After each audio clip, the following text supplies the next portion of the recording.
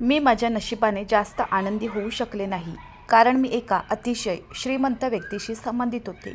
मी मध्यमवर्गीय कुटुंबातील असले तरी आमचं घर म्हणजे दिल्लीच्या अरुंद गल्ल्यामध्ये जुन्या पद्धतीचं घर होतं.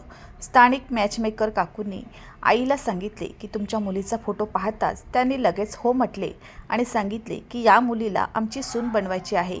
माझ्यावर विश्वास ठेवा. मला तुमच्या मुलीच्या नशिबाचा आणि आनंदाचा खूप अभिमान आहे. आजकाल असे भाग्य कुठे आहे? हे सगळे ऐकून आईला आनंद झाला. आपली मुलगी एवढ्या श्रीमंत घराण्याशी संबंधित असेल याची तिला अपेक्षा नव्हती. माझ्यासाठी हे काहीसे आश्चर्यकारक होते. मॅचमेकर काकू म्हणाल्या, तुमची मुलगी हा कोहिनूर हिरा आहे आणि तिचे सौंदर्य पाहून त्या मुलाच्या घरच्यांना तुमच्या छोट्याशा परिसराची आणि घराची काहीच अडचण नाही. मग ती म्हणू लागली की उद्या ते तुमच्या घरी येतील आणि हो, मुलगा पण येईल. हे ऐकून माझे हृदय जोरात धडधडायला लागले. मला वाटलं की माझी आई यावर आक्षेप घेईल किंवा नातं नाकारेल, पण मला आश्चर्य वाटले जेव्हा आई म्हणाली, ठीक आहे, आमचा काही आक्षेप नाही. पण मी खूप घाबरले होते. हे माझे पहिले आगामी नाते होते आणि मी पहिल्यांदाच कोणाच्या समोर बसायला घाबरले होते. ती नैसर्गिक गोष्ट आहे, त्यामुळे माझा सगळा आत्मविश्वास निघून गेला होता आणि मी थोडा मोठा आवाज ऐकूनही घाबरायची. मी फक्त विचार करत होते की उद्या मी त्या पाहुण्यांना कसे तोंड देऊ. आईने दुसऱ्या दिवशी दुपारी जवळच्या बाजारातून मला एक सुंदर नक्षीदार सूट विकत आणला. ती म्हणाली, ही लिंबू रंगाची जोडी घालून ये. हा रंग पाहुण्यांसमोर तुझ्यावर छान दिसेल. मग तिने मला सांगितले की पाहुण्यांसमोर काकूबाई वागण्याचा प्रयत्न करू नकोस. अरे, ते श्रीमंत प्रकारचे लोक आहेत, तेही फॅशनेबलही असणार. त्यामुळे तुझे केस मोकळे सोड. लिपस्टिक आणि कानातले जरूर घाल. दिवाळीला मी तुला दिले होते तेच घाल. ते परिधान केले पाहिजे. माझी आई मला काही घालण्याच्या मनस्थितीत होती. ज्या दिवशी पाहुणे येणार होते त्या दिवशी अस्वस्थतेमुळे माझे हातपाय सुजले होते. बाजारातील सर्वात महागड्या बेकरीमधून आईने वस्तू मागवल्या होत्या. माझी आई विधवा स्त्री होती. मला आणखी 2 बहिणी आणि एक लहान भाऊ होता जो फक्त 12 वर्षाचा होता. सर्व बहिणी आणि भावांमध्ये मी सर्वात मोठी होते. आईने संबंधितांना स्पष्टपणे सांगितले होते, ती आपल्या मुलीला हुंड्यात 2 पेक्षा जास्त कपडे देऊ शकत नाही. मुलगा सामान्य दिसायला हवा आणि मुलीला सन्मानाने खाऊ घालेल इतके कमावले पाहिजे. माझी दुसरी कोणतीही मागणी नाही. फक्त त्यांना सांग की ते हुंडा देऊ शकणार नाहीत. पण माझ्या नशिबात कदाचित वेगळंच काही लिहिलं होतं. माझे पहिले नाते खूप श्रीमंत घरातून आले होते.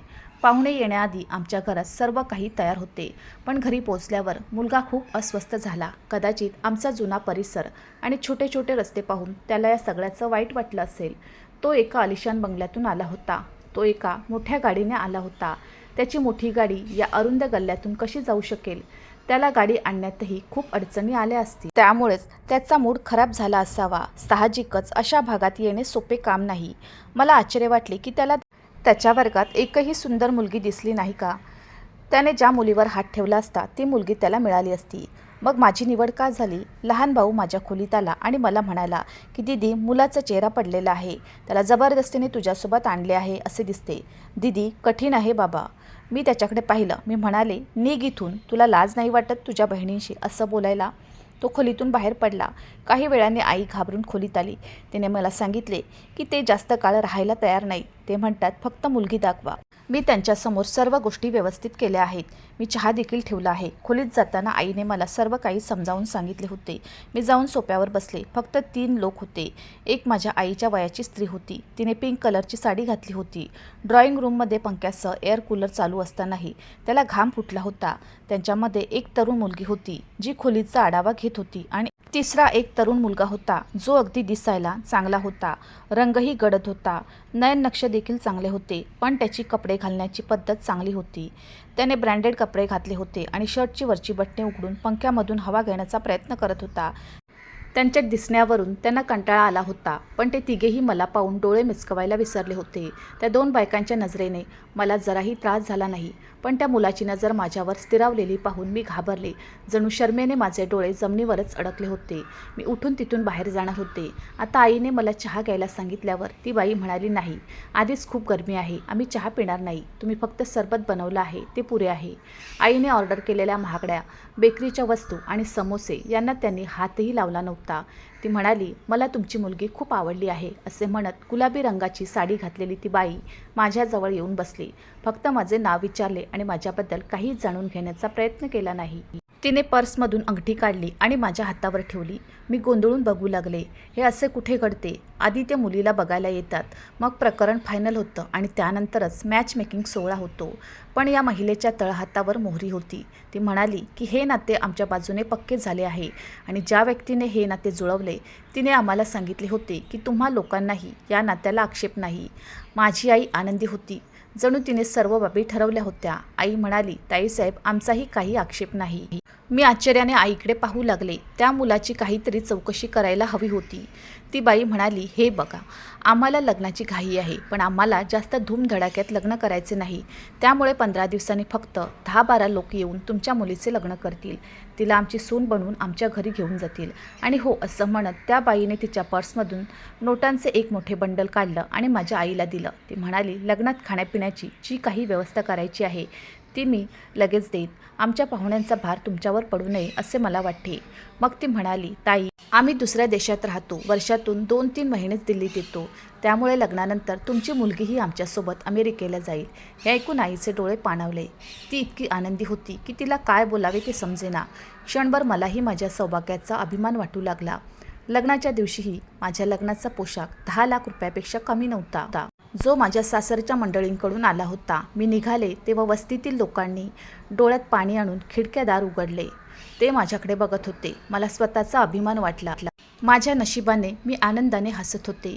माझे पती साधारण दिसायला असले तरी त्यांची संपत्ती त्यांच्या व्यक्तिमत्वाला उंचावण्यासाठी पुरेशी होती. मला त्याच्या गडद रंगाची किंवा त्याच्या कुरूप नवीन चेहऱ्याची कोणतीही अडचण नव्हती, कारण त्याच्याकडे अफाट संपत्ती होती.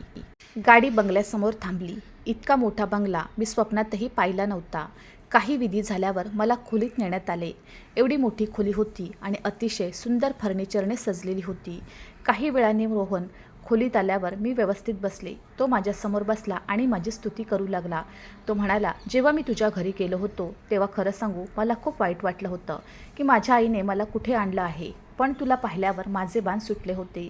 रोहनच्या कंपनीत माझे काही दिवस छान जात होते, पण त्याच्या घरचे मार्ग शिकायला मला खूप वेळ लागला. माझ्या सासूने मला फॅन्सी साड्या घालण्याची परवानगी दिली, ज्या बहुतेक स्लीवलेस होत्या.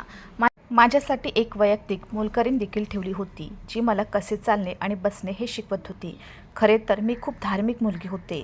सकाळी उठून देवाची पूजा आरती करण्यात मजा यायची. पण इथे आल्यानंतर या सगळ्या गोष्टींची उणीव भासू लागली. रोहन म्हणाला, अमेरिकेतील या उच्चवर्गीय कुटुंबाशी आमचे नाते आहे आणि आम्हाला मिसळायचे आहे.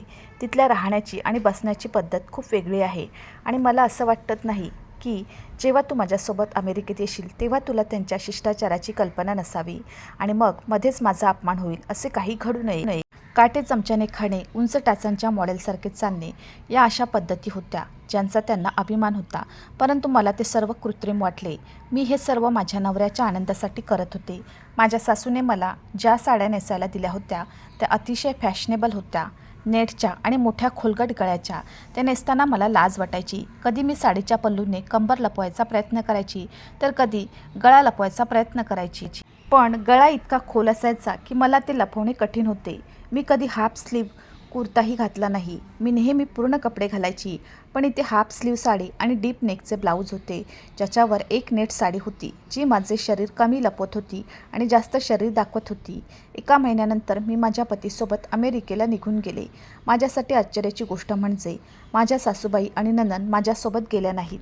माझ्यासोबत फक्त माझा नवरा गेला. तिथेही माझ्या नवऱ्याचे घर खूप मोठे होते. घरात नोकर उपस्थित होते. काही दिवस रोहन मला अमेरिकेच्या दौऱ्यावर घेऊन जात होते. मला खूप आनंद झाला. पण एक दिवस रोहन म्हणाला, माझ्या मैत्रिणींनी आमच्या लग्नासाठी पार्टी आयोजित केली आहे. हे ऐकून मलाही आनंद झाला. मी घालायला फॅन्सी गाऊन काढला तेव्हा रोहन म्हणाले, नाही सोड.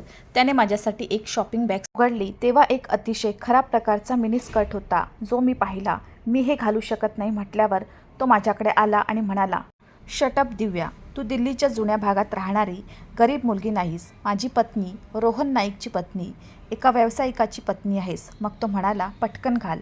पहिल्यांदा घालताना लाज वाटेल, त्यानंतर मी तुला कुठे घेऊन जातो याची तुला सवय होईल. जर तू काही दिवस केलीस तर तुझ्या कपड्याप्रमाणे तुझी लाज कमी होईल. तू एक सुंदर बायको आहे.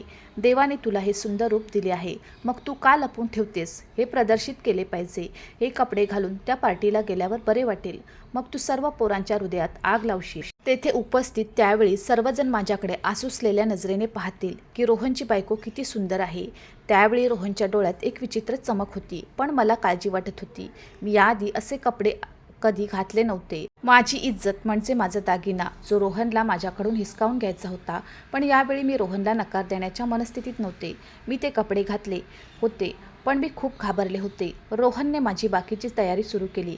माझे लांब दाट केसही मोकळे सोडले होते. मी बायकोसारखी कमी आणि मॉडेलसारखी जास्त दिसत होते.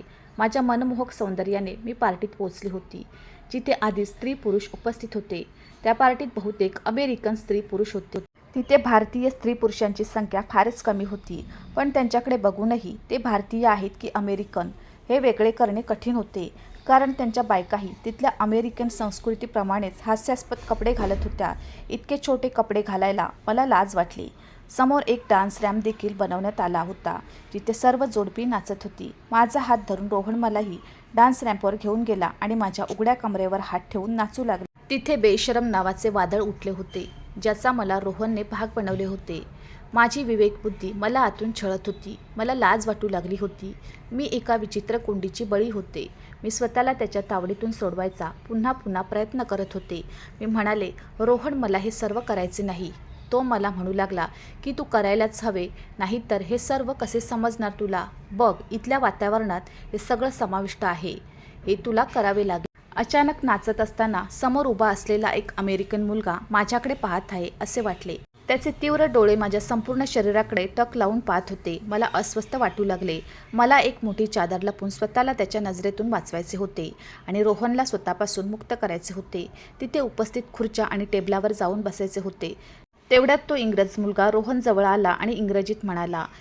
तो रोहनला काय म्हणाला ते ऐकून मी श्वास घ्यायला विसरले होते. इंग्रज मुलगा रोहनला विचारत होता, मी तुझ्या बायकोसोबत डान्स करू का? मला वाटले की रोहन नकार देईल, पण मला धक्काच बसला. का नाही म्हटल्यावर रोहनने मला स्वतःपासून मुक्त केले आणि माझा हात धरून त्या मुलाकडे हलकासा धक्का दिला. मी दचकले आणि त्या माणसाच्या छातीजवळ पडले. मला कोणीतरी आगीच्या भट्टीत टाकल्यासारखे वाटले. मी लगेच त्या माणसापासून मागे हटले. त्या मुलाने पुन्हा माझा हात धरून मला जवळ घेतले. मी त्याला स्वतःहून माझ्याकडे येण्यापासून रोखण्याचा प्रयत्न करत होते. मी म्हणाले, मला तुझ्यासोबत डान्स करायचा नाही. तू दुसऱ्याला तुझा डान्स पार्टनर बनव. मला तर रोहनचा राग यायला लागला. तो मला त्याच्या मित्रांच्या स्वाधीन कसा करू शकतो? मी रोहनची पत्नी होते, त्याचा आदर होते. त्या मुलाला नकार दिल्यानंतर मी तिथे राहिले नाही. उलट माझ्या समोरच्या टेबलाजवळ येऊन खुर्ची ओढून बसले. तिथे सर्वजण दारू पीत होते. तेही एकमेकांची बायको घेऊन नाचत होते. हे सर्व त्यांच्या संस्कृतीचा भाग असेल, पण माझ्या संस्कृतीचा भाग नव्हता. पहिल्यांदाच मला रोहनची बायको असल्याचा पश्चाताप होत होता. ते त्यांच्या बायकोला त्यांच्या मित्राच्या स्वाधीन कसे करू शकतात? पण ही कदाचित फक्त सुरुवात होती आणि शेवट त्याहूनही किळसवाणा होता. रोहन ग्लास उचलून दारू पीत होता.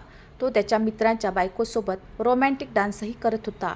इथे संपत्ती होती, दारू होती, तारुण्य होते, सर्व श्रीमंत लोक येत होते.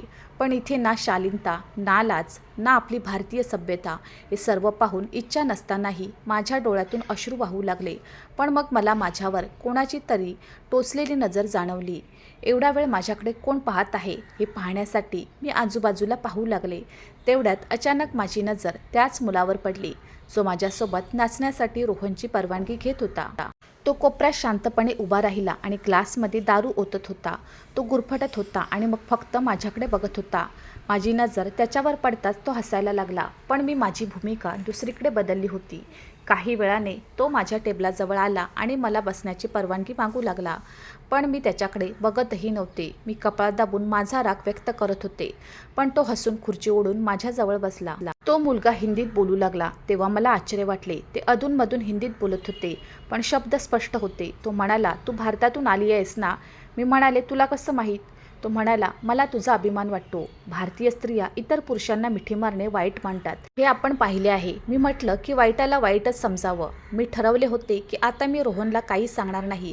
तो मला माझ्या धर्मापासून आणि माझ्या सभ्यतेपासून दूर नेईल. लग्न झाल्यापासून मलाही आठवायला लागलं. मला वेळेवर देवाची पूजाही करता आली नाही. लग्न होऊन किती दिवस झाले माहीत नाही, पण किती दिवसापासून मी माझ्या देवासमोर बसून त्याची पूजा केली नाही. अशा प्रकारे मी माझ्या सभ्यतेपासून आणि माझ्या संस्कृतीपासून दूर गेले होते. तो मुलगा अजूनही माझ्याशी बोलतच होता की रोहन माझ्या टेबलाजवळ आला आणि म्हणाला, रोहन, मला तुझी बायको खूप आवडते. त्याचे म्हणणे ऐकून रोहनला खूप आनंद झाला. तो मुलगा माझ्या चेहऱ्यावर कौतुक करू लागला. कधी माझ्या डोळ्यांचा, कधी केसांचा, तर कधी माझ्या फिगरचा. त्याच्या तोंडून हे सर्व ऐकून मला राग यायला लागला, पण रोहन मात्र हसत होता. मुलगा म्हणाला, मला तुझ्या बायकोची एक गोष्ट खूप आवडते. मी तुला कधीतरी सांगेन. ती गोष्ट काय आहे? त्या माणसाचे बोलणे ऐकून माझे मन अस्वस्थ झाले. मी प्रार्थना करत होते की ही पार्टी लवकरात लवकर संपवावी आणि मी घरी परत जावे. आणि मग हे घडले. घरी आल्यावर मी रोहनला स्पष्टपणे सांगितले की मी पुन्हा अशा पार्टीला जाणार नाही आणि असे कपडे घालणार नाही. मी काही निर्लज्ज आणि मोकळेपणा प्रकारची मुलगी नाही. माझे बोलणे ऐकून रोहनला राग आला. तो म्हणाला, तुला काय म्हणायचे आहे? आणि त्यानंतर रोहनने मला जे सांगितले ते ऐकून मी अवाक झाले. तो म्हणाला, तुला 7 पडद्याआड लपवण्यासाठी मी तुझ्याशी लग्न केले नाही. तुझ्यासारख्या गरीब मुलीशी मी लग्न का केले? कारण तू खूप सुंदर आहे. मला तुझे सौंदर्य इतरांना दाखवायचे आहे. अर्ध्या कपड्यात माझी पत्नी लोकांच्या संवेदना किती उडवू शकते हे मला सर्वांना दाखवायचे आहे. तुला माहीत नाही का की एखाद्या स्त्रीने लहान कपडे घातले तर ती तितकी सुंदर दिसते. रोहनचे बोलणे ऐकून मला वाईट वाटले. मी रोहनला म्हणाले, मी तुझी इज्जत आहे. मी तुझी बायको आहे. तुला याची लाज वाटत नाही का मला असे छोटे कपडे घालून तुझ्या मित्रांसमोर पाठवताना? तो म्हणाला, हे सगळे इथं चुकीचं मानलं जात नाही. मीही असे काही करणार नाही असे स्पष्टपणे सांगितले. तो म्हणाला, मला वाटेल तेच तू करणार आहेस. समजलं? नाहीतर मी तुला ते सगळं करायला भाग पाडू शकतो. इथे कोण आहे तुला माझ्यापासून वाचवणारं?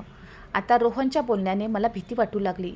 रोहन झोपी गेल्यानंतर मी देवासमोर उभी राहिले आणि रडू लागले. माझ्या इज्जत आणि धर्माच्या रक्षणाची याचना करू लागले. मला या दलदलीत अडकायचे नव्हते. दुसऱ्या दिवशी मी माझे भारतीय कपडे काढले. जगाच्या फायद्यासाठी मी माझी इज्जत आणि धर्म बिघडवणार नाही असे ठरवले होते. रोहन अजून ऑफिसमधून परतला नव्हता. तेव्हा नोकराने मला सांगितले की रोहनच्या एका मित्राला तुला भेटायचे आहे. तो कोण आहे आणि त्याला मला का भेटायचे आहे हे माहीत नव्हते. मी म्हणाले की रोहन सध्या घरी नाही. नोकर म्हणाला, त्याला तुम्हाला भेटायचे आहे. मी म्हणाले, ठीक आहे, त्याला बोलव.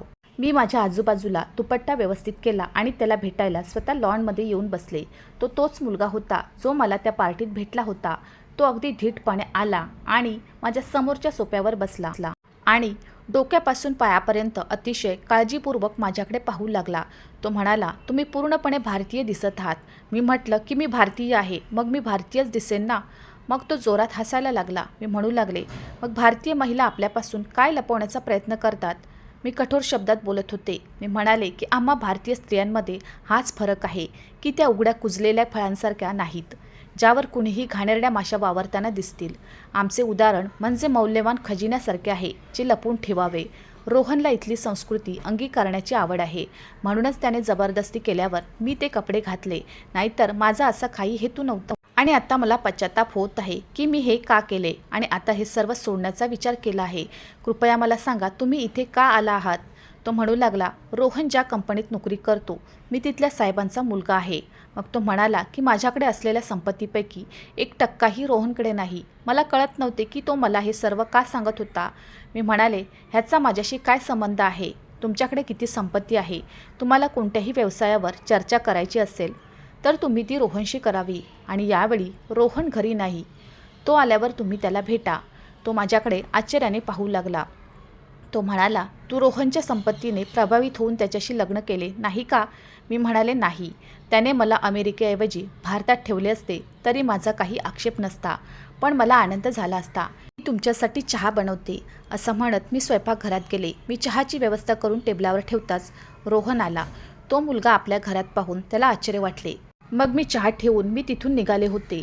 तो मुलगा आणि रोहन 2 तास एकत्र बसून अनेक गोष्टीवर बोलत होते. तो गेल्यावर रोहन खोलीत आला. तेव्हा त्याला खूप आनंद झाला. तो म्हणाला, आज खूप सुंदर आणि सेक्सी ड्रेस घालून तयार हो. डॅनीने आम्हाला त्याच्या घरी खास पार्टीसाठी आमंत्रित केले आहे. मी म्हणाले की मला असे कपडे आवडत नाही किंवा अशा कोणत्याही पार्ट्यांना मी जाणार नाही. मी काय म्हणत होते तोच रोहन रागाने माझ्याकडे आला आणि माझा हात धरून म्हणाला, माझ्या सभ्यतेचा गैरफायदा घेऊ नकोस. मी सांगतो तसे कर. मी पहिल्यांदाच रोहनची अशी बाजू पाहिली होती, पण हे निर्लज्ज कृत्य मी आता करू शकत नाही. मी वारंवार नकार दिल्याने त्याने मला ओढले आणि माझ्या तोंडावर चापट मारली. तो म्हणाला, तुला जे पाहिजे ते घाल, पण तू आज रात्री नक्की माझ्यासोबत जाशील. मी रडायला लागले, पण रोहनच्या आग्रहाला न जुमानता मी भारतीय पोशाख घालून त्याच्यासोबत पार्टीला गेले. मला पाहून तो मुलगा हसायला लागला. तो म्हणाला की भारतीय सौंदर्याने मला खूप प्रभावित केले आहे. मी भारतीय महिलेला पाहून वेडा होतो. मला त्या मुलाबद्दल तिरस्कार वाटत होता, कारण त्याच्या सांगण्यावरून रोहनने मला इथे आणले होते. रात्रीच्या जेवणानंतर त्या मुलाने माझ्याबद्दल रोहनला केलेली विनंती ऐकून मला धक्काच बसला. तो वाईफ स्वॅपिंग अर्थात बायका बदलण्यासाठी विचारत होता. माझे हृदय धडधडायला विसरले होते. अशी कोणती इच्छा त्या मुलाने व्यक्त केली होती आणि मला सर्वात मोठा धक्का बसला होता जेव्हा रोहनने आनंदाने त्याची विनंती मान्य केली आणि मग मला त्याच्या स्वाधीन केले आणि त्याच्या बायकोला सोबत घेऊन जाऊ लागला. त्याची पत्नीही आनंदाने रोहनला मिठी मारायला तयार होती. मी त्या माणसापासून स्वतःला सोडवायला सुरुवात केली आणि रोहनला शिव्या देऊ लागले. तर त्याने डॅनीच्या बायकोला सोबत घेतली होती. डॅनीने मला विचारले, तू का रडत आहेस? हे सर्व इथे एक सामान्य गोष्ट आहे. आम्ही सर्व मित्र मिळून हे करतो आणि आमच्या बायकाही या कामात खुश आहेत. हे सर्व करण्यास आनंदाने सहमत आहेत. मी म्हणाले की मी एक भारतीय मुलगी आहे आणि आपल्या देशात हे सर्व करणे पाप मानले जाते. आपण भारतीय स्त्री फक्त आपल्या पतीसाठी आहोत आणि फक्त त्यांच्याशी एकनिष्ठ राहतो. दुसऱ्या माणसाकडे बघताही येत नाही. डॅनी म्हणू लागला, पण भारतीय तर तुझा नवरा आहे आणि त्याने आमचं वातावरण आनंदाने स्वीकारलं आहे. तुम्ही पण करा. तो मला त्याच्या शेजारी असलेल्या खोलीत घेऊन जाऊ लागला, पण मी माझ्या सर्व शक्तीनिशी त्याला दूर ढकलले. मी म्हणाले, तू माझ्यासाठी परपुरुष आहेस. माझ्यापासून दूर राहा. समोरच्या छोट्याशा गोल टेबलावर दारूच्या बाटल्या, फळे, सुरी आणि प्लेट्स ठेवल्या होत्या. माझा सन्मान वाचवण्याचा हा एकमेव मार्ग होता. मी लगेच चाकू पकडला आणि माझी नस कापली. माझा रक्तस्राव पाहून तो मुलगा आश्चर्यचकित झाला आणि माझ्या जवळ आला आणि माझा हात धरून म्हणू लागला, तुम्ही हे काय केले? मी म्हणाले की मी पापाचे जीवन जगू शकत नाही. मी मेले तर बरे. मला रक्तस्राव होत होता. आता मला चक्कर येऊ लागली होती आणि काही वेळातच मी बेशुद्ध झाले होते. पण जेव्हा मी शुद्धीवर आली तेव्हा रोहनचे त्या मुलाशी मतभेद झाले. त्याने मला विचारले की तू मूर्ख आहेस का? मी म्हणाले, मला का वाचवलेस? मला हे जीवन जगायचे नाही. देवासाठी मला विषाचे इंजेक्शन दे. मला मारून टाक. घाणेरडे जीवन जगण्यापेक्षा मी मरणे पसंत करेन. माझा वेडेपणा पाहून रोहन खोलीबाहेर गेला. मुलगा म्हणाला, मला भारतीय स्त्रिया आवडतात. मला माहीत नव्हते की स्त्रियांनाही हे रूप असते. तुला दुसरा पुरुष स्पर्श करू नये म्हणून तू मरण्याचा प्रयत्न केलास. मी आजपर्यंत अशी स्त्री पाहिली नाही. मग डॅनी म्हणू लागला, रोहनसारखा माणूस तुमच्या लायकीचा नाही. मग तो म्हणाला, रोहनने तुला यासाठी आणले होते की तो त्याच्या प्रमोशनसाठी, स्वाक्षरी करण्यासाठी तो तुम्हाला पुरुषांच्या स्वाधीन करेल. इथे असेच घडते. जेव्हा आमच्या स्त्रिया इतरांचे बेड गरम करतात तेव्हा व्यावसायिक सौदे निश्चित होतात. तो म्हणाला, जेव्हा मी तुला पहिल्यांदा पाहिलं तेव्हा तू या स्कर्टमध्ये खूप घाबरली होतीस. तुझ्या सौंदर्याने मी प्रभावित झालो होतो. तुझा लाजाळूपणा पाहून मी प्रभावित झालो होतो. मग जेव्हा मी तुला तुझ्या घरी पूर्ण कपड्यात पाहिले तेव्हा मला तू आणखीनच आवडली होती. मला अशा स्त्रिया आवडतात. त्या माणसाने मला रोहनपासून घटस्फोट दिला आणि मला भारतात परत पाठवले. रोहनला घटस्फोट देण्यासाठी त्याने मला मागणी केलेली रक्कम दिली होती. त्यामुळे मला घटस्फोट देण्यास तो सहज राजी झाला. डॅनी नास्तिक होता. तो देवावर विश्वास ठेवत नव्हता, पण सद्गुण आणि दुर्गुण समजून घेत होता. आणि एक रोहन माणूस होता जो भारतीय असल्याने भारतीय संस्कृतीचा भंग करत होता आणि वाईफ स्वॅपिंगसारखे घाणेरडे काम करताना त्याला लाज वाटली नाही. माझे सगळे बोलणे ऐकून आई आता रडत होती की तिने फक्त नोटांची चमक बघूनच नातं ठरवलं होतं. त्या मुलाकडे संस्कार आहेत की नाही हे शोधण्याचा तिने प्रयत्नही केला नाही. आता मी शाळेत शिकवण्याची नोकरी पत्करली होती. काही महिनेच झाले होते आणि एके दिवशी मी शाळेतून घरी परत आले तेव्हा तोच अमेरिकन मुलगा माझ्यासमोर उभा होता. पण त्याला पाहून मला धक्काच बसला. मी म्हणाले, डॅनी तू? तो म्हणाला, डॅनी नाही, राम. मी हिंदू धर्म स्वीकारला आहे आणि मी मनापासून हिंदू झालो आहे. हे ऐकून मला खूप आनंद झाला. मग तो म्हणू लागला की मी हिंदू धर्माचा अभ्यास सुरू केला आहे आणि हा धर्म स्वीकारण्याची माझ्या मनात इच्छा होती. पण जेव्हा मी हिंदू धर्म स्वीकारला तेव्हा माझ्या पत्नीने मला सोडले आणि म्हणूनच मी परत भारतात आलो आहे, जेणेकरून भारतीय मुलीशी लग्न करून मी माझ्यासाठी असा जोडीदार निवडू शकेन जो फक्त माझ्याशी विश्वासू असेल, माझ्याशिवाय कोणाकडेही बघणार नाही. तू माझी जोडीदार होशील का? मला काय आक्षेप असू शकतो? मी खुशीने रामसोबत लग्न केले. राम मला त्याच्यासोबत अमेरिकेत घेऊन गेला आणि त्याने मला त्याची संस्कृती अंगीकारायला भाग पाडले नाही. तर मी माझी भारतीय संस्कृती स्वीकारली आणि रामही माझ्या रंगात रंगला होता. त्याचं माझ्यावर इतकं प्रेम आहे की मला इतका चांगला जीवनसाथी दिल्याबद्दल मी माझ्या देवाचे आभार मानत होते. आधुनिक काळाशी ताळमेळ राखण्यासाठी आपण आपली सभ्यता, संस्कृती आणि धर्म मागे टाकले पाहिजे का? तुमचे मत कमेंट बॉक्समध्ये कळवा. मित्रांनो, मला आशा आहे की तुम्हाला आमची कथा आवडली असेल तर व्हिडिओला लाईक करा. चॅनलवर नवीन असाल तर चॅनलला सबस्क्राईब करा आणि हो, नोटिफिकेशन बटन दाबा, जेणेकरून तुम्हाला पुढील अपडेट सर्वात आधी मिळतील. तुमचा मौल्यवान वेळ कथा ऐकण्यासाठी दिल्याबद्दल धन्यवाद. पुन्हा भेटू अशाच एका नवीन कथेसोबत.